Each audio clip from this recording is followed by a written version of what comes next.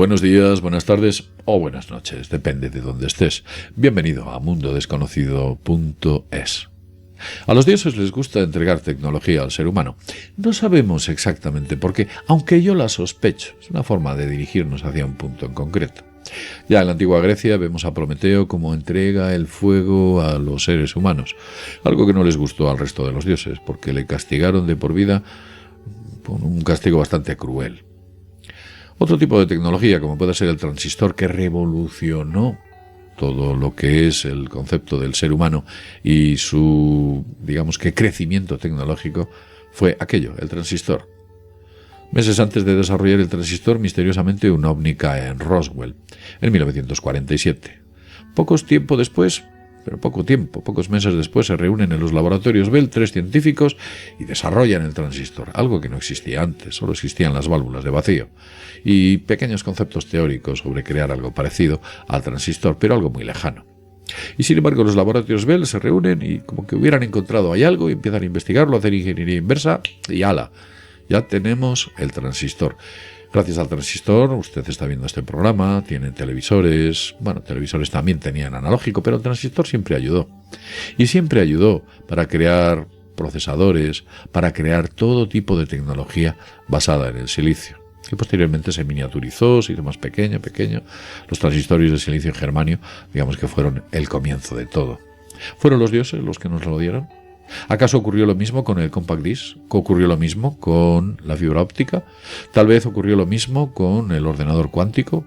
¿Cuántas tecnologías hay por ahí que quizás no sean de donde dicen que deben ser? Sí, sé que alguno dirá, bueno, el compact disc lo desarrolla Philips y lo desarrolla Sony hace mucho tiempo. Bueno, pero ya había documentos anteriores que presuntamente habían sido entregados por seres extraterrestres que hablaban de ese tipo de tecnología, el compact disc. Decían que nuestros sistemas de reproducción y grabación sometían al desgaste ese tipo de máster u originales que poco a poco se iban degradando y que la mejor forma era utilizar una tecnología digital basada en el compact disc o la fibra óptica, que mejor manera de llevar información a gran velocidad sin producir ningún tipo de efecto secundario. De hecho, hoy en día sabéis que en las comunicaciones está la fibra óptica y las demás. Es la más rápida. Es verdad que dicen que hay un tipo por ahí que dice que se hizo eco, que yo, que si fui, que si no fui. Y también los ordenadores cuánticos. ¿Veis documentos que se nos entregó hace muchos años sobre los ordenadores cuánticos por parte de señores que decían que eran de otros mundos, como los sumitas? Y veis las imágenes que aparecen sobre los ordenadores cuánticos o su desarrollo en la actualidad y son prácticamente primas hermanas. Se pueden poner una encima de otra. Y eso que los señores de humo lo entregaron decenas y decenas de años antes. Pero está ocurriendo lo mismo con el Bitcoin. ¿Quién nos entregó el Bitcoin? ¿Es tecnología alien, extraterrestre? Vamos a hablar de su creador rápidamente. Satoshi Nakamoto. Es un enigma, nadie sabe quién es. La crisis financiera mundial en el año 2008, cuando estaba en pleno apogeo y la gente estaba perdiendo sus trabajos, sus hogares, sus ahorros, lo estaban perdiendo todo. Lo que ocurrió es que apareció un tipo llamado Satoshi Nakamoto. En aquella turbulencia económica, ustedes me preguntarán, ¿quién es Satoshi Nakamoto? Es anónimo, nadie sabe quién es. La única foto real o imagen real que puedo creer de Satoshi Nakamoto es esta de aquí. Y ustedes están echando las manos a la cabeza. ¿Cómo esta? Sí, esta es una representación simbólica de Satoshi Nakamoto, encapuchado, oculto, como un hacker, con una cara totalmente anónima. Es una estatua que está en Budapest, concretamente en Hungría. En ese parque debe haber algunas estatuas de algunos tipos también famosos, como por ejemplo Rubik, el creador del cubo de Rubik. Pero aquí tenemos a Satoshi Nakamoto. Esta sí me la creo, porque nadie sabe quién es. La hizo un grupo de... me parece que eran criptotécnicos o un colegio de criptografía o un centro de criptografía o algo así, y algún particular decidieron hacer un homenaje a este tipo. Pero independientemente de esa estatua, os diré que en aquella época, como he dicho, ese seudónimo, ese extraño personaje llamado Satoshi Nakamoto aparece en nuestras vidas, aparece en la vida del mundo. Este hombre publica un informe titulado Bitcoin, un sistema efectivo electrónico entre pares, de efectivo electrónico. Estaba hablando de dinero, de crear dinero de una manera totalmente distinta. Escribió un informe de la moneda digital, que no estaba sujeta a ningún tipo de control. Creo que el informe lo tengo por aquí. Voy a intentar localizarlo. Sí, aquí está. Bueno, este es el libro blanco. me parece que es el libro blanco del Bitcoin. Aquí lo veis. Libro blanco donde explica por qué, para qué, cómo, de qué manera. Y está dividido en 12 puntos. Concretamente en 12. Interesante la cifra. 12. Y aquí vemos un punto final. Creo que está aquí abajo. ¿Veis? 12 puntos. Conclusión. Bien. Vamos a continuar por lo que estábamos hablando. Nakamoto escribe una moneda digital. No está sujeta al control de los gobiernos ni de las instituciones financieras. Y vamos a dar un poco de contexto. Este señor que se identifica como Satoshi Nakamoto y que nadie sabe quién es, hablaba sobre que él decía ser de origen japonés, pero en realidad su inglés era perfecto.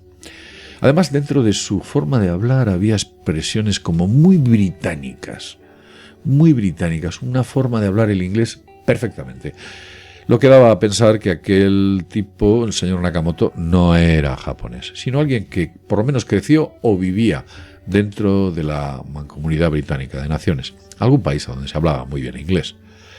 Satoshi era, además, extraordinariamente experto en programación, en C++, economía y criptografía. Mirad qué mezcla.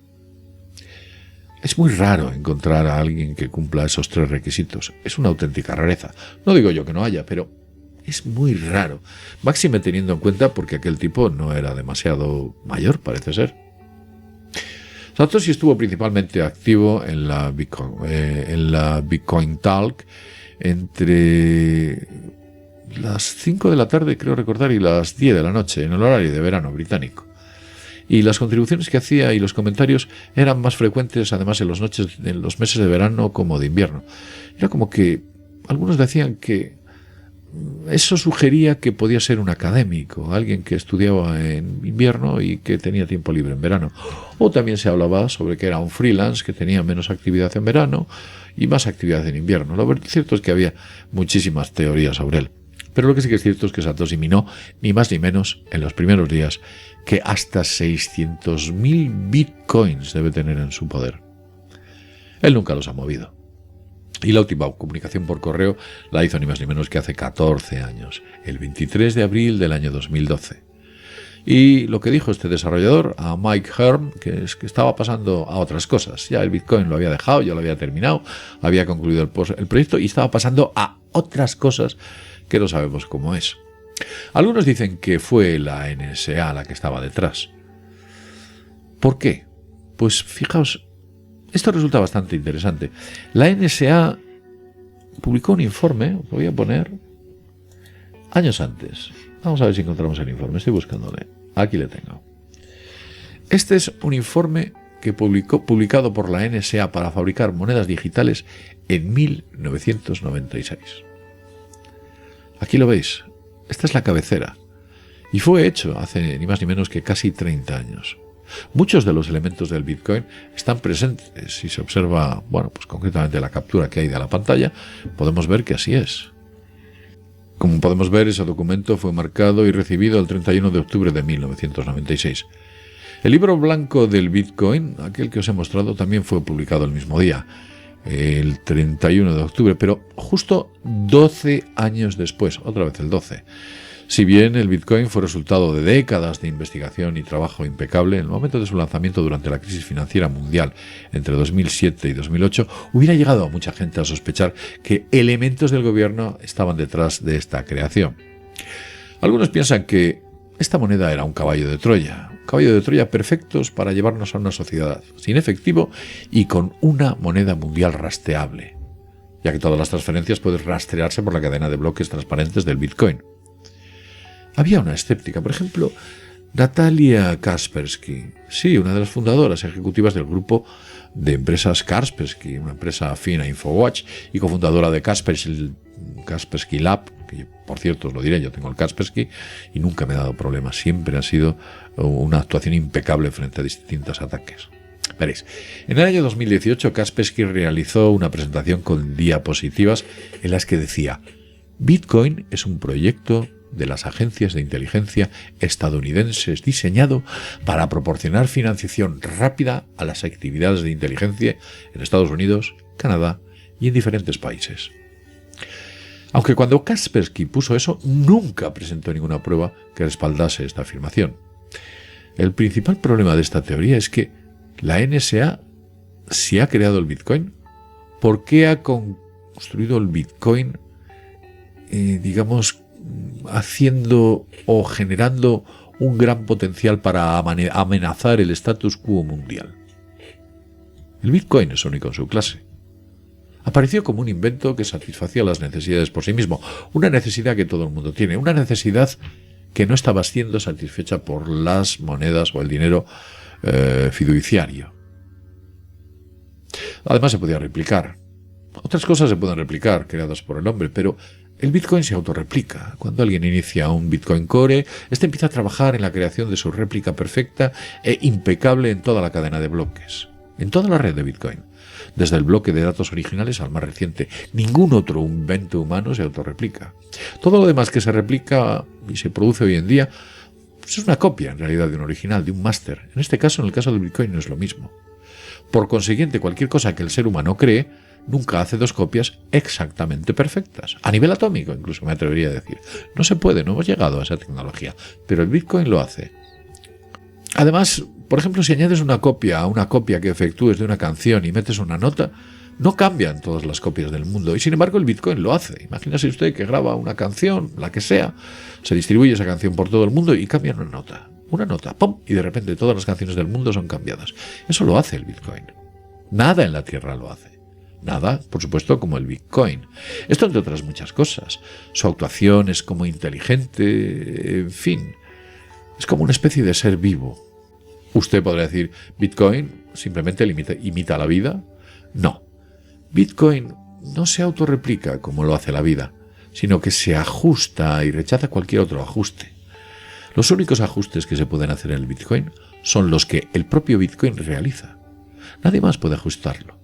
Si intentas cambiar el algoritmo de ajuste del Bitcoin, su instancia de Bitcoin te detendrá o se morirá. Bitcoin no tolera esas cosas. No tolera que nadie lo ajuste. Es como si alguien vendiese un dispositivo y te dijese, no lo puedes modificar. Además, el Bitcoin es un código abierto, lo puedes modificar, pero si lo modificas, simplemente dejará de ser Bitcoin. Ya no hará lo que hacía antes. Y tampoco necesita un mecanismo de mantenimiento Bitcoin. Se pueden arreglar nuevas reglas, pero ninguna de ellas puede eliminar por completo o puede ser eliminada por completo. Cuando los gobiernos apuntan a nuevas reglas, lo que hacen realmente es meternos nuevas restricciones. Y lo que ocurre con el Bitcoin es lo contrario. Cuando el Bitcoin lo hace, significa que tenemos la opción de hacer más cosas. Esta característica del Bitcoin es contraintuitiva, diferente a todo lo que hemos visto antes. Parece incluso sobrenatural. ¿Qué mente era aquella de Satoshi Nakamoto? Desde mi punto de vista extraterrestre. La capacidad de trabajo que puede gestionar el Bitcoin es algo parecido a la cantidad de energía almacenada en el propio Sol. En el propio Sol.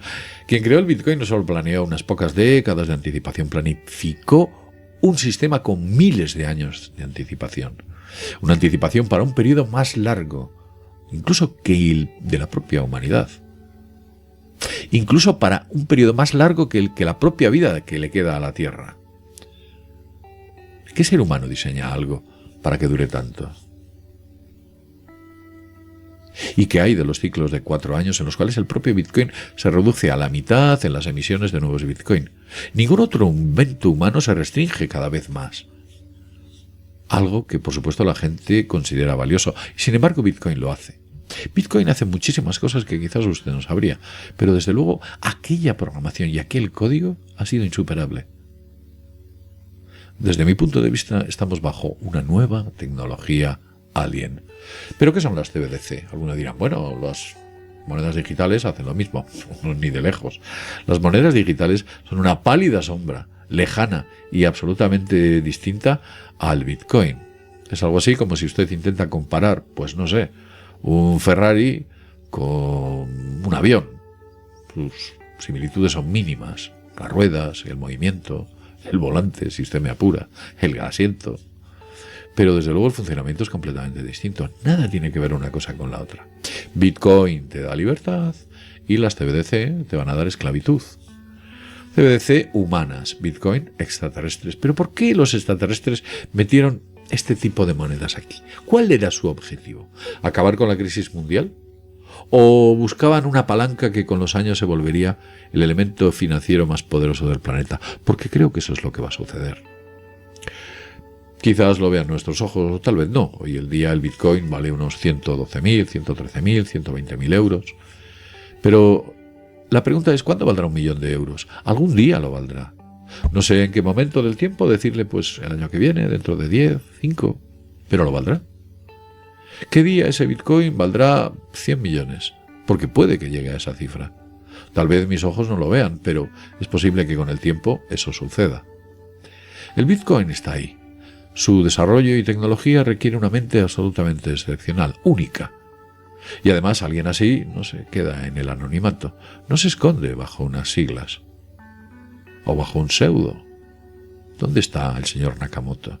¿Quién es? ¿Es de otro mundo? Quizás sí. Tal vez la imagen que hemos visto de la estatua de Budapest sea lo que más se acerque a la realidad que se esconde detrás del señor Nakamoto. Quiero dejarlo en este punto. Piense en todo ello, en que muchas cosas de las que tenemos a nuestro alrededor, si son nuestras es porque alguien ha querido que así sea. Recordaos, inscribiros, haceros miembros y por supuesto dar un like, que siempre se agradece. Y como siempre decimos, y más, desde mundodesconocido.es nos vemos en el próximo vídeo programa. Hasta pronto.